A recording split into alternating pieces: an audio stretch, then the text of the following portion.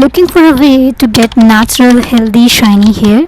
Today I'll show you how to make a DIY hair mask using only 3 kitchen ingredients: egg, coconut oil, and a lemon. Egg is packed with protein that strengthen your hair and repair damage. Lemon juice control excessive oil, fight dandruff, and provide natural shine to your hair. Parachute coconut oil deeply nourishes and moisturizes and making hair super shiny and soft.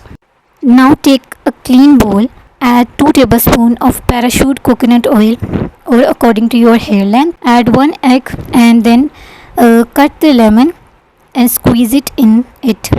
Whisk everything together until you get a smooth mixture. Now apply the mixture evenly on your scalp and hair from root to tip and leave it on 20 to 30 minutes and then rinse it off with clean water, cool water and a mild shampoo. Thanks for watching. Like, subscribe and share it.